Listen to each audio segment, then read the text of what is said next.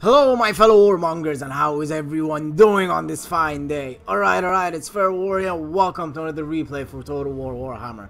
So guys, in this game we're going with Empire versus Vampires, and I've got the mighty Boris Todbringer with his Rune Fang, Stand Your Ground, Crush the Weak, Foe Seeker. Two Lords of Magic actually, one of them being the Life, the other one being the Light. So for the Lore of Life, I've got the Jade Wizard with the Earth Blood and Life Bloom. As for the Lore of Light, I've got the Light Wizard with the Net of Amatox, Scroll of Power, and Exorcism, of course, for that beautiful -4 leadership you always have. As for my front line, I've got 3 Halberdiers, 2 of them ranked up to rank 4, Sigmar Sons, 2 Great Swords, Silver Bullets for that awesome magic armor piercing damage, Knights of Blazing Sun for the fire damage, maybe against Chill Guys, Scare Race, you never know what you get against the Vampires, am I right? And the Royal Aldov Griffites for their immune to psychology. You can add to that as well their awesome stats. As for D Howie 64, he's got Vlad von Karstein with, he's got Zombies, Raised Dead, he's got Raised Dead, Invocation in the Heck, and Wind of Death with his ring. He's got a front line of 4 Skeleton Spearmen, 2 Crane Race, 1 Chill Guys, so thank God I got the Silver Bullets and the Knights of Blazing Sun. 2 Crypt Horrors, a Terrorgeist, and a Claw Nagash.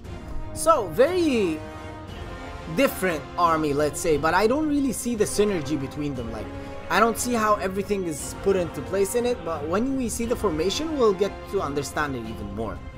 As for my army, as I said before, the Halberdier is pretty good against large units, also unarmored, so they can take on maybe the Chill Geist, maybe even the Cairn Race. Alright, so we'll see how it went. It was a good game. I hope you guys are going to enjoy it. Let's check it out. Alright you guys, so for our game, as I mentioned before, I've got the Great Swords and the Sigmar Sons right up in that beautiful front of ours. 3 Halberdiers put up around my Silver Bullets over there, so they would defend anything that's coming in. Maybe from that way, or that way, or that way, or that way. Anything that's pushing through as well. Maybe Crypt Horrors will think of, instead of fighting in the front line, they will just push through and get into the back line. I have the Halberdier right over there to just intercept whatever is coming. Silver Bullets put up right in the middle so they can support whenever is needed in either or any direction I get to choose. My Knights of Blazing Sun put on the right flank. Demigryph Knights put on the left flank. Just, it looks nice. It just looks nice putting 2 calves on each front, you know. I don't know, it just made sense to me. With Boris flying over there and my 2 mages right in that beautiful center of ours. As for my opponent, as I mentioned before, his Skeleton Spearmen are put up as a front line, which is very weird in my opinion. Like, the front line shouldn't have Skeleton Spearmen, maybe Skeleton Warriors, Graveguards. Graveguard is a very good matchup against Empire, because Empire tend to get like a lot of cheap units, Flagellants, Sigmar Sons, you know, like damage dealers, unbreakable, especially against Empire. So having Graveguard with their armor, with their bonus versus infantry is a better idea than Skeleton Spearmen, definitely. The 2 Crane Rates put right behind them with the 2 Crypt Horrors, very strong armor piercing contingent meant to push through and just destroy whatever I have. And finally, the what's it called, the Claw Nagash with the Chill Guys and the Terror Guys put right in the center, ready to go whenever is needed. Maybe support either flank or just push through and get into my back lines with Vlad von Karstein right in that beautiful center of ours. Alright, we can just maybe start playing now. So, when I first saw this, I was like, okay, I'm going to cancel that move order, and then I'll just thought about it. I was like, okay, Cairn Rates, Crypt Horrors on Great Swords, yeah, that's a very bad matchup. So I was like, okay, why not? Let's do it. So I switched positions, pulled back these Great Swords over there. These Great Swords will come back here with the 2 Halberdiers pushed up to the front, because when I noticed he doesn't have a lot of cav, and as you can see, I see the map pretty well over here. I thought to myself, okay, there's no need for have like an anti-large unit to defend the back lines. I just need like a damage dealer unit to just defend against zombies. So the Great Swords will be quite good against it. And as well, I saw him pulling Vlad to the side. I was like, okay, I'll pull these Great Swords over there.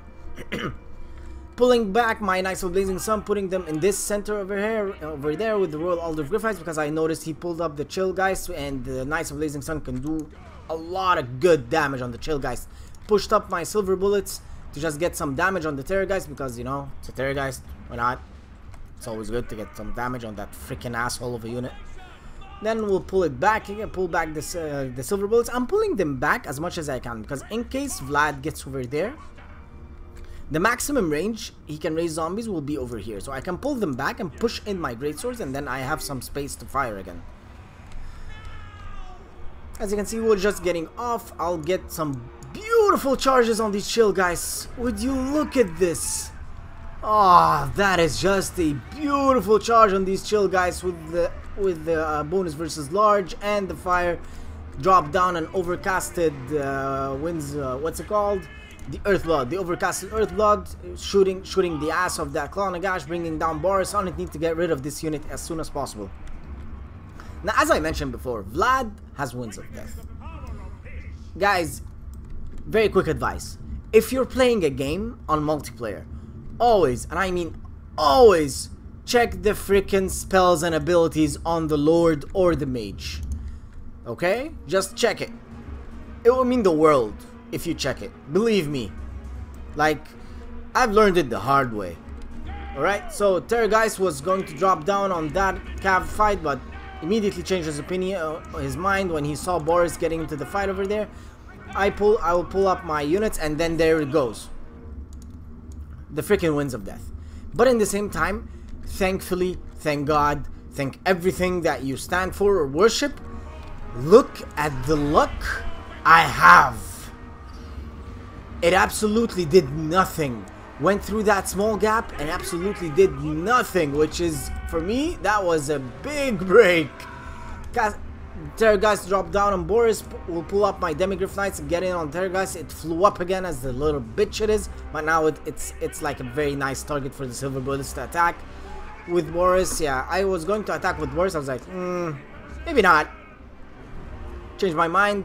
We'll go down, drop that way when I noticed that these halberdiers are like going to break in a while now. Casted a heal on Boris to hit the halberdiers as well. And then you have just, you know, trying to help out these halberdiers as much as I can. We'll pull up these Terrorgeist, sorry, the Royal Aldous Griffites to help out Boris. And now my great swords, I gave them as like an explicit attack order. I freaking clicked on him and I right-clicked that freaking asshole Vlad. And then they just decide, okay, no, we just don't feel like it. Let's not fight. Let's just stand there and look oh so cute and pretty. Whatever. Drop down with the Terrorgeist on the Silver Bullets. As you can see, he casts some zombies. I have the great swords over there. They can take care of the zombies pretty well. Sent in the halberdiers over there. Excuse me, guys. A lot of talking here. Recharge with the Demigryph Knights on the back of these Crypt Horrors just to destroy them. Get some good damage in on them. Went in with Boris on Vlad. Not a very good idea. Vlad is actually very good against Griffins for some reason. And I'm not sure why. He's armored with 90, so he should get beaten a little by Griffins, but he never tends to. Maybe he has very high melee defense, 50. These guys have melee attack of 45. Yeah, like at least one attack should go through. Nothing. See, like, he's not doing absolutely shit. Whatever. Using my Knights of Blazing Sun to completely just destroy this Cairn Race. Cycle charge in and out, in and out, in and out. Just doing my thing. He's casted an Invocation of Nehek. Was that an Invocation of Nehek? Yeah, he casted on the Crypt Horrors. Not sure why though. Crypt Horrors is a very bad thing to cast an Invocation of Nehek on. Should have casted on the Cairn Race maybe, but yeah, they're gonna die now. With the recharge from the Knights of Blazing Sun, with the fire damage, you know, everything else. Yeah, these guys are just gonna get the beating of their lives. Terrorgeist is dying with the great swords fighting it, and the halberdiers will send in my Demigryph Knights, and then I'll change my opinion when I first saw it's crumbling. Send it back on Vlad von Karstein, and now Vlad is crumbling. And with the last kill, Vlad gets down, and Boris stands victorious on him, as you can see. And that is it for the game. We just have to clean up shop over there, and then we can just go and check the stats now. Very well played to my opponent. Very good game. I really enjoyed it. Thank you, D. Howie, for playing against me. Boris Thoughtbringer. Just mainly, I used Boris Thoughtbringer with his Crush Weak to just decrease the leadership with the help of the Exorcism from the Light Wizard. That's an immediate -8 leadership if they have -50% of leadership down. And that is mostly how the vampires act. Like, most of the game, they're under 50% of leadership. Other than that, I hope you guys enjoyed this game. Please don't forget, if you like what you see, hit that subscribe button for other multiplayer videos such as these ones. Alright guys, thank you for watching. Cheers and have a beautiful day.